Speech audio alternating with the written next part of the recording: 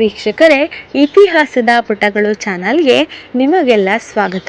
ವೀಕ್ಷಕರೇ, ಪೂಜೆಯಲ್ಲಿ ನಾವು ಆರತಿಯನ್ನು ಮಾಡುತ್ತೇವೆ. ಆದರೆ ಆರತಿ ಮಾಡುವ ಸರಿಯಾದ ವಿಧಿವಿಧಾನಗಳು ಕೆಲ ಜನರಿಗೆ ಗೊತ್ತಿರೋದಿಲ್ಲ. ಹಾಗಾದರೆ ಆರತಿ ಮಾಡುವ ಸರಿಯಾದ ವಿಧಿವಿಧಾನಗಳನ್ನು ಇಂದಿನ ವಿಡಿಯೋದಲ್ಲಿ ನಾವು ತಿಳಿಯುತ್ತಾ ಹೋಗೋಣ.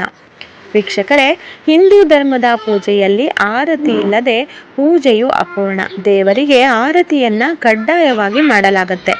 ದೇವರಿಗೆ ಆರತಿಯನ್ನು ಮಾಡುವಾಗ ನಾವು ಯಾವೆಲ್ಲ ನಿಯಮಗಳನ್ನು ಅನುಸರಿಸಬೇಕು, ಹಾಗೆ ದೇವರಿಗೆ ಆರತಿಯನ್ನು ಮಾಡುವುದರ ಪ್ರಯೋಜನವನ್ನು ತಿಳಿದುಕೊಳ್ಳೋಣ.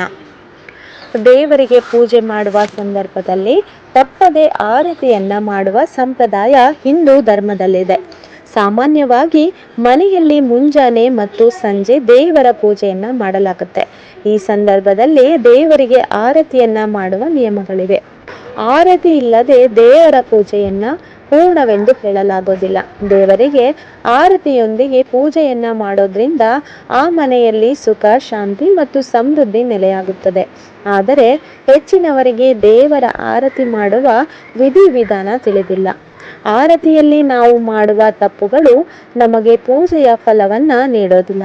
ಹಾಗಾದರೆ ದೇವರಿಗೆ ಆರತಿ ಮಾಡುವ ವಿಧಿವಿಧಾನಗಳು ಯಾವುದು ಎಂದರೆ, ಮೊದಲನೆಯದಾಗಿ ನಾವು ಎಷ್ಟು ಬಾರಿ ಆರತಿ ಮಾಡಬೇಕು ಅಂದರೆ, ದೇವರಿಗೆ ನಾವು ಆರತಿಯನ್ನು ಮಾಡುವಾಗ ಒಂದೆಡೆ ನಿಂತು ಆರತಿಯನ್ನು ಮಾಡಬೇಕೆನ್ನುವ ನಿಯಮವಿದೆ. ಆರತಿ ಮಾಡುವಾಗ ನಾವು ಯಾವಾಗಲೂ ಸ್ವಲ್ಪ ನಮಸ್ಕರಿಸಿ ಆರತಿ ಮಾಡಬೇಕು. 4 ಬಾರಿ ದೇವರ ಪಾದಗಳಿಗೆ, 2 ಬಾರಿ ದೇವರ ಹೊಕ್ಕಳಿಗೆ, 1 ಬಾರಿ ದೇವರ ಮುಖಕ್ಕೆ ಮತ್ತು 7 ಬಾರಿ ದೇವರ ಎಲ್ಲ ಅಂಗಗಳಿಗೆ ಆರತಿಯನ್ನು ಮಾಡಬೇಕು. ಈ ರೀತಿ 14 ಬಾರಿ ನಾವು ದೇವರಿಗೆ ಆರತಿಯನ್ನು ಮಾಡೋದ್ರಿಂದ ನಮ್ಮ ನಮಸ್ಕಾರವು ದೇವರಲ್ಲಿರುವ 14 ಭುವನಗಳನ್ನು ತಲುಪುತ್ತದೆ.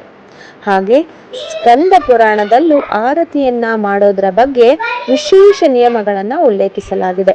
ಆ ನಿಟ್ಟಿನಲ್ಲಿ ಒಬ್ಬ ವ್ಯಕ್ತಿಯು ಮಂತ್ರವನ್ನ ತಿಳಿದಿಲ್ಲದಿದ್ದರೆ ಅವನಿಗೆ ಸಂಪೂರ್ಣ ಪೂಜಾ ವಿಧಾನ ತಿಳಿದಿಲ್ಲ ಎಂದು ಸ್ಕಂದ ಪುರಾಣದಲ್ಲಿ ಹೇಳಲಾಗಿದೆ.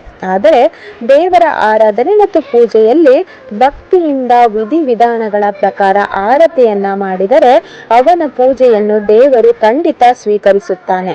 ದೇವರ ಪೂಜೆಯಲ್ಲಿ ಆರತಿಯ ನಿಯಮಗಳನ್ನು ಅನುಸರಿಸುವುದು ಕಡ್ಡಾಯವಾಗಿದೆ. ಹಾಗೆ ವೀಕ್ಷಕರೇ, ನಾವು ಆರತಿ ಮಾಡೋದ್ರಿಂದ ಯಾವೆಲ್ಲ ಪ್ರಯೋಜನಗಳು ನಮಗೆ ಸಿಗುತ್ತದೆ ಎಂದರೆ, ವಿಷ್ಣು ಪುರಾಣದ ಪ್ರಕಾರ ತುಪ್ಪದ ದೀಪದಿಂದ ದೇವರಿಗೆ ಆರತಿಯನ್ನ ಮಾಡುವ ವ್ಯಕ್ತಿಯು ಲಕ್ಷಾಂತರ ಜನನ ಮರಣ ಚಕ್ರಗಳಿಂದ ಮುಕ್ತನಾಗಿ ಸ್ವರ್ಗವನ್ನ ಸೇರುತ್ತಾನೆ ಎಂದು ಕೂಡ ಹೇಳಲಾಗಿದೆ. ಓರ್ವ ವ್ಯಕ್ತಿಯು ದೇವರಿಗೆ ಕರ್ಪೂರದಿಂದ ಆರತಿ ಮಾಡೋದ್ರಿಂದ ಅವನು ಅನಂತತೆಯ ಪ್ರವೇಶವನ್ನು ಪಡೆದುಕೊಳ್ಳುತ್ತಾನೆ. ದೇವರ ಪೂಜೆಯಲ್ಲಿ ಮಾಡುವ ಆರತಿಯನ್ನ ನೋಡಿ ಕಣ್ತುಂಬಿಕೊಳ್ಳುವ ವ್ಯಕ್ತಿಯು ಪರಮ ಸ್ಥಾನವನ್ನ ಪಡೆದುಕೊಳ್ಳುತ್ತಾನೆ. ಹೀಗಾಗಿ ಪೂಜೆಯ ನಂತರ ಮಾಡುವ ಆರತಿಯ ಬಗ್ಗೆ ವಿಶೇಷ ಕಾಳಜಿಯನ್ನ ವಹಿಸಬೇಕು. ಹಾಗೆ ವೀಕ್ಷಕರೇ, ಆರತಿ ಮಾಡುವುದರಲ್ಲೂ ಕೂಡ ಪ್ರಮುಖವಾಗಿ 7 ವಿಧಗಳಿವೆ. ಈ ಆರತಿಯನ್ನ ದೇವರಿಗೆ ವಿವಿಧ ರೀತಿಯಲ್ಲಿ ಮಾಡಲಾಗುತ್ತೆ. ಮಂಗಳ ಆರತಿ, ಪೂಜಾ ಆರತಿ, ಶೃಂಗಾರ ಆರತಿ, ಭೋಗ ಆರತಿ, ಧೂಪ ಆರತಿ, ಸಂಧ್ಯಾ ಆರತಿ, ಶಯನ ಆರತಿ. ಹಾಗೆ ವೀಕ್ಷಕರೇ, ಆರತಿಯನ್ನ ಸ್ವೀಕರಿಸುವ ವಿಧಾನ: ದೇವರಿಗೆ ಕರ್ಪೂರದ ಆರತಿಯನ್ನು ಮಾಡಿದ ನಂತರ ಆರತಿಯ ಮೇಲೆ 2 ಅಂಗೈಗಳನ್ನು ತೋರಿಸಿ ಆರತಿಯನ್ನ ತೆಗೆದುಕೊಳ್ಳಬೇಕು.